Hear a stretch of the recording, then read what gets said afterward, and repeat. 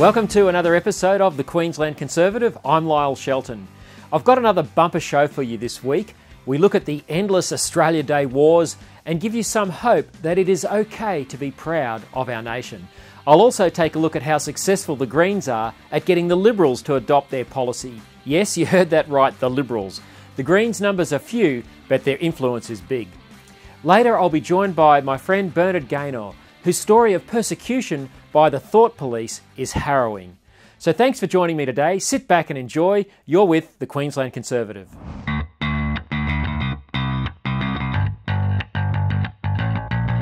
Well, welcome back. This Saturday is Australia Day. Now, I'm old enough to remember the bicentenary in 1986 when our nation rejoiced at turning 200. Tall ships in Sydney Harbour and all manner of celebrations and community projects throughout the nation marked the anniversary of the arrival of the First Fleet. It was a happy time. Indigenous people were honoured and the remarkable Australian achievement was lauded. Love of country was seen as a good thing. Fast forward 30 years and the voices of those who hate the Australian achievement now dominate the political discourse. The Greens have an active campaign to change the date of Australia Day because it is a day of shame, a day when the continent was invaded by people who had no right to be here. And many of Bill Shorten's MPs support this. Of course, we should not gloss over our past, and yes, there were terrible atrocities committed by white people against Indigenous Australians. These have to be acknowledged, repented of, and forgiveness sought and given. The past is not a perfect place, and it was often a brutal place. However, compared to the record of the French and the Spanish, who were also colonising the globe at the time Australia was settled, the British were far more benevolent. When whites massacred Aborigines at Mile Creek in northern New South Wales, the authorities arrested the perpetrators, tried them in court, and hanged the white men who killed the black men. That act of justice scandalised many whites. Now, that sort of equality before the law was certainly not applied in all or perhaps even most circumstances, but there was good intent, albeit imperfect, in colonial Australia. The Governor of Tasmania, George Arthur's 1820s proclamation to both blacks and whites of equal treatment under the law was trailblazing for that era and represented something very decent and Christian about the culture at the time. Despite some good intentions, the settlement of the continent occurred as whites fanned out across the land and dispossessed Aboriginal tribes. This was obviously devastating to their way of life and changed things for the Indigenous nations forever. But the reality is that was always going to happen. 2 days after the arrival of Arthur Phillip at Botany Bay on January the 24th, the French captain La Perouse and his 2 frigates arrived in Botany Bay also, having sailed all the way from Hudson Bay in Canada. A Sydney suburb at Botany is called La Perouse in his honour. Finding the British already there and hoisting the Union Jack at Port Jackson on January the 26th, La Perouse sailed off never to be seen again. His frigates were later discovered wrecked on a reef at Vanuatu. How different Australia's history could have been and how different the treatment of Indigenous people most certainly would have been had the French settled Australia. Just ask the Vietnamese and the Africans. In the 1930s, the Aboriginal population of Australia actually started increasing as a result of better diet and modern medicine. Again, I'm not going to gloss over the pain visited upon Indigenous people of Australia, but we have to recognise that good came with white settlement, a settlement that was always going to come as a result of the world modernising at that time. It is also not widely known that Aboriginal culture was not always an idyllic utopia. They were far from a united people, but rather hundreds of small, independent, warring tribes fanned out across the continent. Many were in a state of constant warfare, with casualty rates per head of population that far exceeded World War I and World War II. Tribes lived in fear of one another, with brutal attacks often occurring in the dead of night while people were sleeping. Women and children were not spared the point of the spear or the blunt club to the skull. Before any white man set foot on their land, whole tribes were wiped out as part of the perpetual warfare that existed on this continent. Within the tribes, abortion, infanticide were regularly practiced, with unwanted babies and disabled babies clubbed to death. Now, we are no less barbaric with our abortion-on-demand regime, killing around 100,000 unborn babies per year, and we also have our advocates for infanticide, such as Professor Peter Singer. Instead of the nulla nulla, we have clinics. History, of course, records that ancient Aboriginal families, like ours, were often affectionate and caring. Capacity for love and horror is common to the human condition and does not discriminate on the basis of skin colour. My point in all this is that if we are looking for victims on Australia Day, there are plenty of victims predating white settlement if only they could speak. There are plenty of English and Irish victims of the brutal convict period, but they are no longer pursuing their victim status 200 years down the track. The unjust white-on-white violence that occurred on this continent was also terrible. Now again, I don't want to gloss over the wrongs of the past, and I think most Australians are willing to acknowledge them and do whatever else needs to be done to right them. But we can't undo the Australian settlement nor the Australian achievement. We won't close the gap between Indigenous living standards and other Australians by perpetuating an endless sense of victimhood. There is abundant goodwill in this nation towards our Indigenous brothers and sisters. Everyone wants to see every Australian do well. But trying to make us ashamed of the day European settlement arrived is not the way. White left-wing activists, of course, have another agenda, and that is to continue their crusade against Western civilization. Yes, there were mistakes, but that day marked an irreversible march towards the creation of one of the most successful nations on the planet. Today, everyone has the opportunity to share in that success, regardless of the wrongs or rights done to them in the past. So this Saturday, as you are munching on your lamb cutlets with friends and family, spare a thought for the good, the bad, and the ugly of our past. But remember also that January 26 was the day that began the forging of all that is now good about what we all enjoy. Happy Australia Day.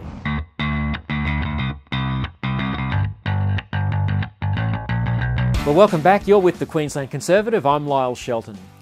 The Greens have to be the most successful political party in Australian history. They have never held government, and they have never numbered any more than 10 or so in our federal parliament out of a total of 226. But they lead on almost all of the policy issues that matter to the future of Australia.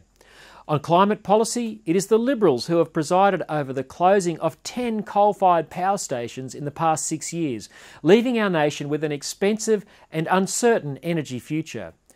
All of this while demand from other countries for our coal is at record levels. We can't ship it out fast enough, yet we can't burn any of it here in a new coal-fired power station. This is all because Labor and the Liberals are doing the bidding of the Greens on energy policy. On social policy, the Greens are incredibly successful. It was not that long ago that the idea of changing the definition of marriage was opposed by both Labor and Liberal. It was seen as a crazy idea, devoid of common sense. But for years, the Greens chipped away, infiltrated the Liberals and the Labor, and got the nation to the point where it was sick of the debate, so sick of it that they voted yes in 2017 during the plebiscite just to make it go away. Now, a former Liberal Prime Minister, Malcolm Turnbull, cites the passage of same-sex marriage as one of the greatest achievements, if not the greatest, of his short prime ministership. The Greens are the tail that wag the policy dog in this country. The latest capitulation to Greens' dreaming is their dreaming of the legalisation of lethal drugs. It has always been their aim to make drugs legal and to sell heroin at the local chemist. They chip away, and because genuine Conservatives don't stand up and have the debate in public, their colleagues go weak at the knees.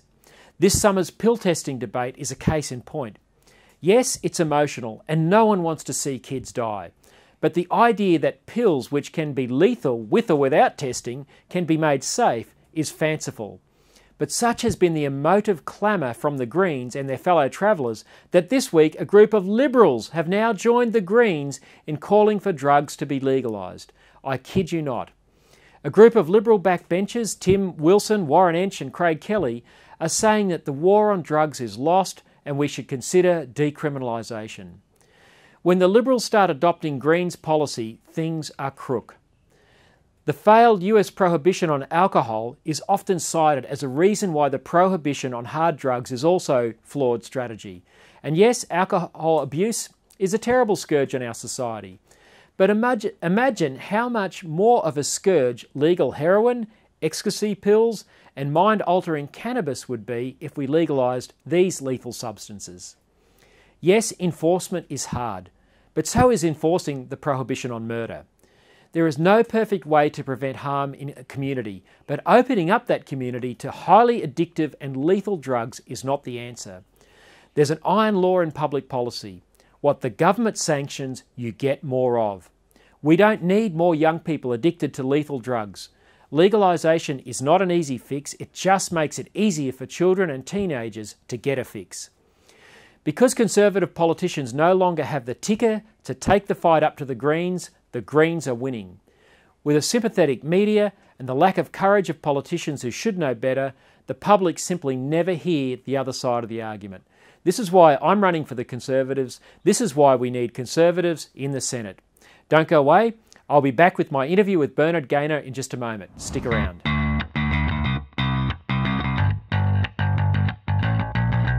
G'day, welcome back to the Queensland Conservative. It's Lyle Shelton with you, and I've got here with me a very special guest, my friend Bernard Gaynor.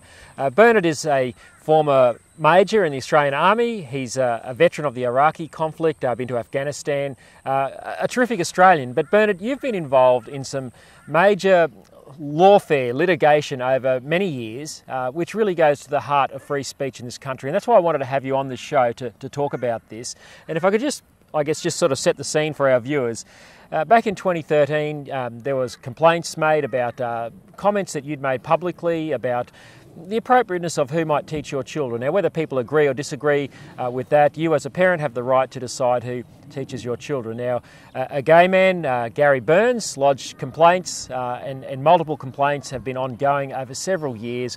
There's been litigation after litigation, and you've found yourself in just this quagmire, and it's still ongoing. It is, Lyle, yeah. So in 2013, I made some comments that I think were very pertinent to the debate we're having today about parental rights, education and anti-discrimination law. And I said back then, and I say it now, that I wouldn't let homosexuals teach my children. I accept other people have different views and they're entitled to choose the schools that they want to send their children to. But that has resulted in 7 years or so now of litigation, anti-discrimination complaints, investigations into my religious and political beliefs. Now, this has cost you over $400,000. You've lost your house as a result of this. Yep. It's cost the taxpayer about $5 million, and still there's no end in sight. There's no end in sight. There have been 49 distinct allegations made against me in the military, and then following on from that, from my blog. All of them have been made from complaints by prominent homosexual or transgender activists. Yeah, the main one being a gentleman by the name of Gary Burns, right? And he's spoken about his grievances against you in major newspapers. Yeah, so Gary Burns has lodged 36 separate anti-discrimination complaints under New South Wales law against me. So that's 36 of the 49 distinct allegations. I have successfully defended myself from every single complaint so far, yet the complaint process continues, the anti-discrimination industry rolls on. I believe it's cost the taxpayer well over $5 million now to pursue my views. I've seen the bills that are floating around.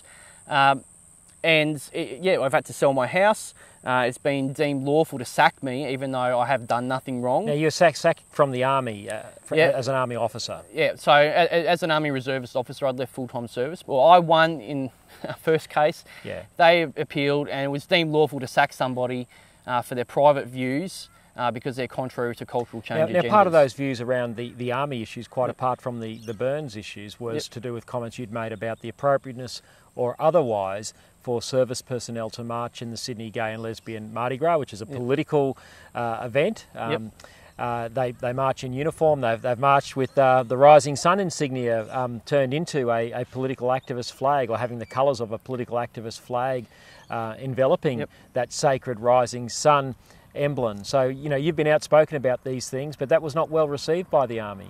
Well, I think it's very hypocritical because the Army had a policy at the time which said that defence members cannot attend political events in uniform. The Constitution of the Mardi Gras says it's a political event. You've got groups like Rainbow Labour, you've got groups like the Liberal Party's gay and lesbian organisation, you've got the Greens, Australian Marriage Equality, all these political lobby groups marching with Defence, and Defence has said, no, that's not political at all, which is just a complete load of rubbish. Yeah, and yet if those of us who are pro-life, like you and I are, if we wanted to march, or if you, when you were in the services, wanted to march in a pro-life march for the babies, for instance, with the little feet lapel pin, that would be deemed inappropriate or not allowed by the Australian Army. Well, actually, I believe it is inappropriate for defence members to be in uniform at the Mardi Gras or the March for Life. Let's be consistent. But when they did march in the Mardi Gras, I did put a request to wear uniform to the March for Life, and it was rejected on the basis that the March for Life is political. So what we're seeing here with the lawfare against you over all these years, and again, it's still ongoing. Much of the action has been taken through the New South Wales Anti-Discrimination Board, where Burns has lodged multiple complaints. Some of your cases have been to the High Court. You keep winning. They keep appealing and keep lodging more and more complaints. And as we said earlier, there just seems to be no end. You live in Queensland, and yet you're fighting in the New South Wales Anti-Discrimination Board. Tell us about how that works. Yeah, that's rather bizarre. So as a Queensland resident, I have zero say in New South Wales politics. I don't get to vote down there on their political parties. But I can tell you that the New South Wales Attorney General is in the Supreme Court of New South Wales at the moment, arguing that New South Wales anti-discrimination law operates extraterritorially. And this should concern every Australian, especially conservative Australians, because what it means if New South Wales succeeds, and this hearing is going to be heard shortly, probably in February, it will mean that if you express a view about something like safe schools, safe schools being the gender fluid teaching that we've all heard about. Yeah, I should say the unsafe safe schools program, absolutely. or if you express a view about homosexual marriage, you could find yourself dragged before the anti-discrimination industry in every single state and territory in Australia. Now, I just want to go back to what you said about the New South Wales Attorney General, whose name escapes me at the moment, but he's a Liberal. Now, the Liberal Party are supposedly the party of freedom of speech, and yet they're aiding and abetting the silencing of your free speech, whether people agree with what you've said or not. And I quite frankly think it's fine to express views on marriage and the Mardi Gras. It's fine for a parent to express views on who is appropriate or not to teach their children. In a free country, that should be allowed, and that can be judged in the court of public opinion. But you've got a Liberal Attorney General actually assisting this action against you and assisting the idea that you should be pursued interstate. The Attorney General has intervened. Now, I'm going to be a little bit careful here because I don't know whether the Attorney General is aware of what his department is doing. But that's never a defence for a Minister of the Crown. No, the Minister of the Crown should be aware, but I don't know for sure. Yeah. So I'm going to be a little bit reserved in criticism there, but he should certainly be aware of what's going on. And it is true that his department is arguing in court that New South Wales laws in relation to anti-discrimination apply extraterritorially. And there's another reason why that should be of concern. But if you accept the principle that because something can be read on the internet in New South Wales anti-discrimination law applies, then you have to accept the principle that if another jurisdiction passed a law banning certain speech, that it would apply to people in New South Wales. I guess the point is, though, that Gary Burns has access to taxpayer support for the action that he's bringing against you. Yep. You don't have any access to taxpayer support. It's cost you your house, a massive financial toll on you and your wife and your children. That doesn't seem just to the average person. Again, regardless of where people stand on what it is you've said. No, it's not just, but I think this is very important. People have to understand this. The anti-discrimination industry is not about justice. Yeah. It is about promoting protected worldviews. Yeah. So the whole system is not designed to be fair. It is designed to be unfair. It is not doing something wrong. It is doing what it's supposed to do. So in most cases, it is free for people to lodge complaints, and this is regardless of which state or Commonwealth. It's free to lodge complaints. There's no penalty for false or vexatious complaints. There's no costs in relation to law in the tribunals because there are no cost tribunals, which means that if they fail in their complaints, the the complainant doesn't have to pay the defendant's costs, and the complainant gets to keep any money awarded. So they can lodge as many complaints as they want without any risk, and they know this because, for instance, Gary Burns, who's lodged 36 complaints against me, has written in emails that he is seeking to lodge as many complaints as possible to bankrupt me. Now let's just have a look at Gary Burns. He has spoken about his anger against you and what motivates him. Yep. He had a traumatic experience as a young homosexual man where some thugs took him up to the Gap in Sydney and threatened to throw him off a cliff. They never did, thank God for that. But that obviously traumatised him, and for some reason now he thinks that anyone, it would seem that he thinks that anyone who doesn't subscribe to the political views and the political agenda of the rainbow political lobby, whether it's we oppose gay marriage or we have certain views about how our children should be educated, that we should be pursued legally so that our views are expunged from society. And he seems to be using that trauma as a way to justify the action that he's taking against you. It seems very misplaced because neither you or I would want to see any harm or violence come upon any Australian, let alone someone who's gay. Yeah, absolutely. So, I condemn vigilante type violence against anybody, and certainly I do not support people taking violence against homosexuals. That is just wrong. It is completely wrong according to my Catholic beliefs, and I'm prepared to accept that what Burns has said about these incidents is true, although I do... He had a brother who was abused by a priest as well, didn't he? He has said that, and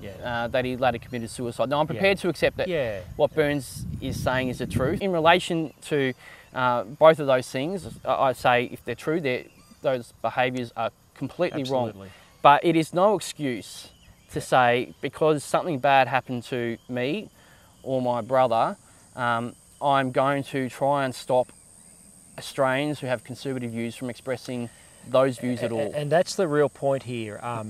Obviously we sympathise with Burns and those traumatic events of his past, but they are unrelated to the political views that you or I might have, that conservative people might have. And what we're seeing in this country is just a terrible clamping down on free speech and the dice being loaded in favour of those who want to use process to shut people up about legitimate debates that still need to play out in this country. Yeah, and look, I want to say this as well. I don't see Burns as the problem, I guess, in all of this. No, absolutely. I feel quite sorry for Burns. I think someone who is that obsessed. It's the system, it's the process, and this is designed, it's been set up by elites to shut down people like you and I. And the reason I was keen to have this conversation today is because I think you're the canary in the coal mine, whether it's, the 18C provision of the Racial Discrimination Act, if you offend someone of a particular race, again, you can be subject to the sort of similar action that's been taken to you, and people like Andrew Bolt have been. So we've got a real free speech problem in this country. We do, Lyle, and so the solution to this problem, as far as I'm concerned, is very simple. We don't need more anti-discrimination law, we need less of it. We need to get rid of these tribunals and these thought police because they aren't actually solving any problems. They're not resolving any conflict between me and others. They're just pitting Australian against Australian. They are pitting Australian against each other, and they want power. And we've heard Gillian Triggs, for instance, say she wishes she could monitor conversations around the dinner table. Former president of the Australian Human Rights Commission, They want power over the rest of us. They need to be abolished. That is the only way we're going to protect freedom in Australia. Well, Bernard, that's exactly what the Conservative Party's policy is. It is to abolish the Australian Human Rights Commission. I personally think there should be no anti-free speech laws, and if there is to be any restriction on speech, it should only extend to incitement to violence. But the rest, if I want to ridicule you or you me or insult, it's fair game, and let's let that play out in the court of public opinion. But no more of this lawfare nonsense because it really is quite toxic, and it does have that dampening effect on one of the most precious things of a democracy, and that is our freedom to express ourselves. Absolutely. So Bernard, thanks very much for being my guest on the Queensland Conservative today, and we wish you all the best in the upcoming court cases, and we'll certainly keep people up to date with where your journey goes in the future. Thanks very much. Thank you very much, Lowell. All the best.